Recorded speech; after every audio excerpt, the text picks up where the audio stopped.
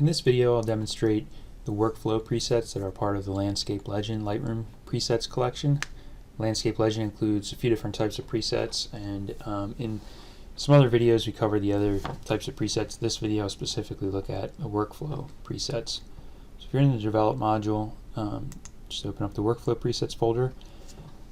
To explain that, the workflow presets are broken into several different sections, and each section will impact one specific group of settings. You can choose up to one preset in each section, so you don't have to choose one if you don't want to.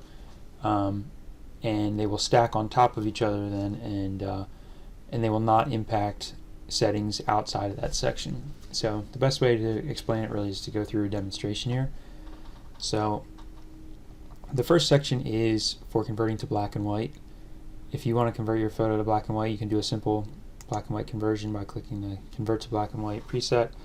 And there are also several different black and white mixes that you can click through here and see what works best with your photo. So you can choose whichever one you want as your starting point. If you want to reset it back to color, just click Reset to Color. So for this photo, I want to work with it in color to demonstrate the other presets, but if you wanted to work in black and white, you just select one there and then move on to the other sections. So the second section is for white balance. You can have it apply auto white balance, daylight, cloudy, shade, and you can also reset it. So for this photo, I think I will go with daylight, which warms it up a little bit. And the third section is for your exposure adjustments. You can darken the photo, reset it back to the default exposure, or lighten the photo. Use whatever you need for your photo, and you can click on the different presets and very quickly see how they impact the photo. And the third section is for, the fourth section is for your tones. There is a typical tone adjustment which will lighten shadows and bring down the highlights a little bit. It's a good starting point for a lot of photos just to see how it works with your landscapes. And there's also bold tones, there's flat tones, and there's several HDR options and varying strengths.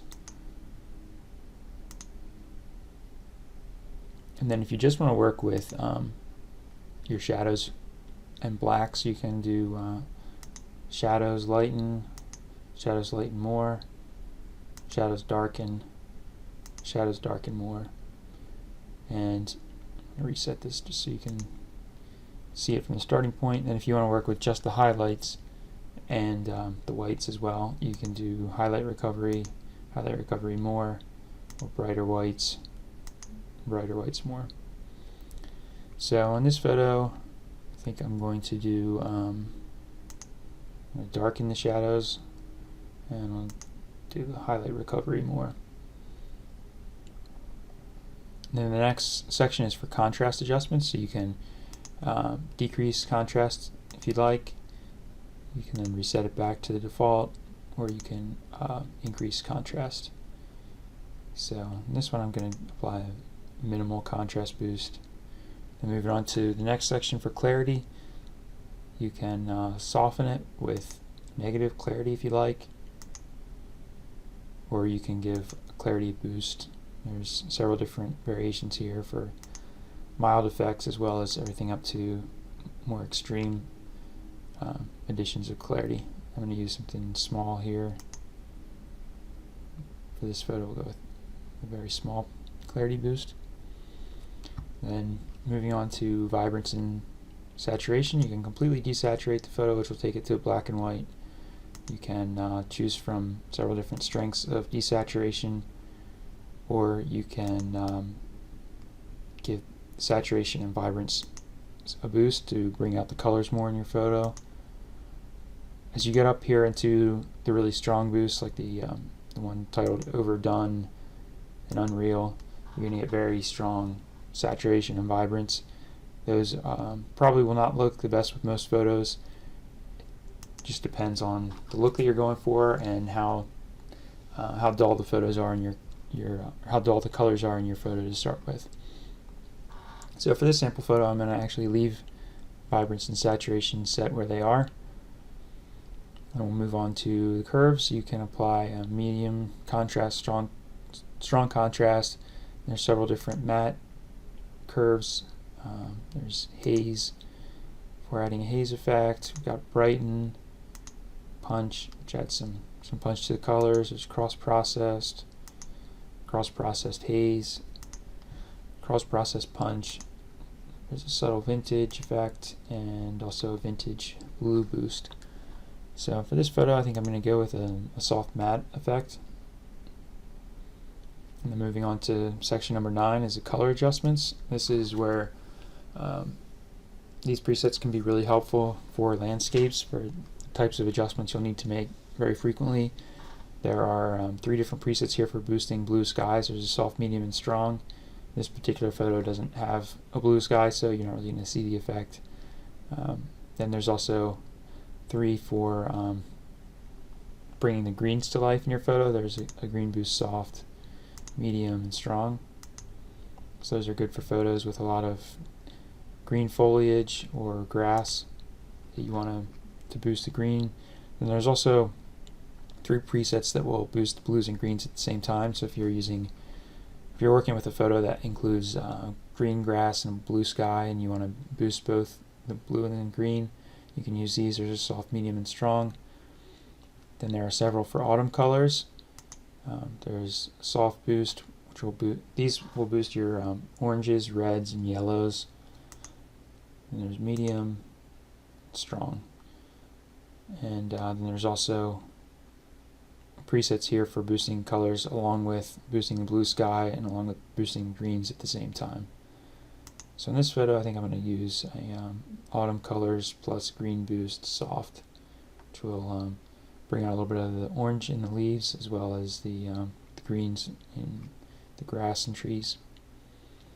Then the next section is split toning. You can apply warming filters or cooling filters, or several different types of split toning.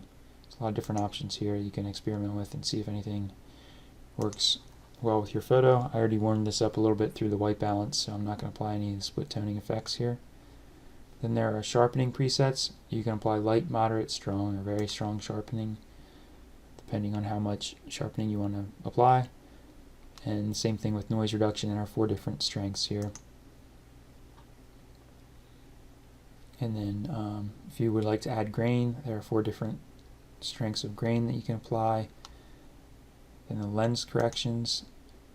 If Lightroom recognizes the lens that you used, it can apply the lens correction. You can also remove chromatic aberration. And then the last section is for adding vignettes. There are 6 different strengths of vignettes that you can apply.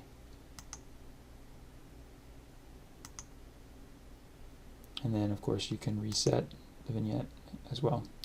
So in this one, I think I'm going to use a light vignette.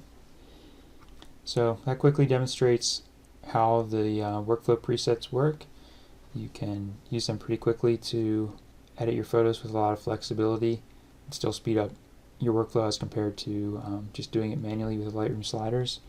You can see here's the before version and the after version. And also to demonstrate here, you can also go back and experiment after you've already used these presets. So for example, at this point I've worked all the way through the presets, but I want to go back and make an adjustment. Let's say I want to adjust the curves. Say I don't really want to use the soft matte curve. If I go back and I just reset curve, it will reset the curve, but it won't impact the other presets that we've used throughout the workflow.